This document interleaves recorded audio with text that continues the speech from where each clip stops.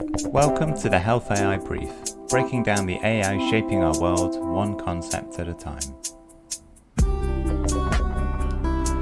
Think about the last patient record you looked at. It was probably a mix of everything: structured lab results, the free text clinical notes, maybe a scanned letter from another trust, and perhaps some slightly ambiguous coded diagnoses. It's a messy, inconsistent, and full of nuance that we as clinicians learn to navigate. But an AI model can't navigate that mess on its own. It speaks a language of perfect, consistent numbers and categories. So how do we get from our chaotic real-world data to something that sophisticated algorithms can actually understand and learn from? This is where we meet the most unglamorous but arguably most important stage in building any medical AI, data cleaning and pre-processing. This is the crucial behind-the-scenes work that turns raw, messy clinical information into the pristine fuel that AI models require.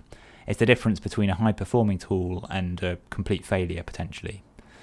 I think the best analogy is preparing the ingredients for a complex recipe. You can't just throw unwashed, randomly sized vegetables into a pot and expect a Michelin star meal. You have to prepare them first. Data pre-processing is exactly that for AI. First, you handle things like missing values. What happens if a patient's smoking status is blank in the record?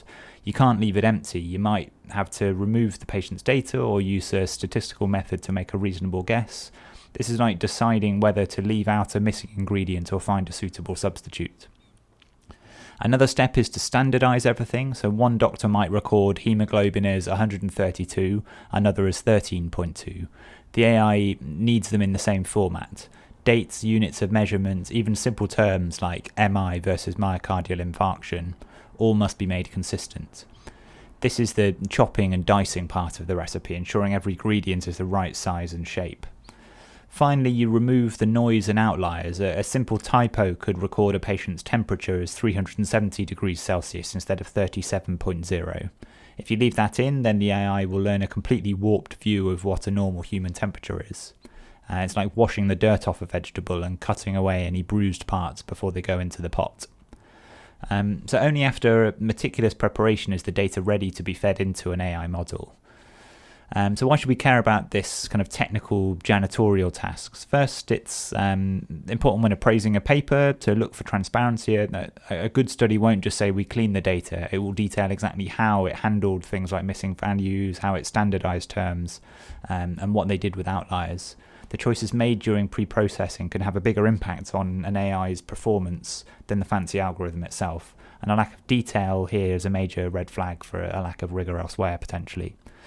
Second, understand why an AI tool might not work out of the box in your hospital or any system. The way that a specific trust codes diagnoses or the units that labs use might be slightly different from where the AI was trained. It isn't necessarily the model's broken, its pre-processing recipe was simply designed for a different kitchen with different ingredients. It needs to be recalibrated for your local data that you're expecting it to work upon. And third, it can explain the brittleness of some AI. A model trained on perfectly clean data can get confused when it encounters the raw, messy reality of a new clinical note for the first time. It highlights that these tools aren't magic. They're highly specialized instruments tuned to specific types of input. So that's data cleaning and pre-processing in a nutshell. If you found that useful, don't forget to hit subscribe or follow in your podcast app so you don't miss future episodes.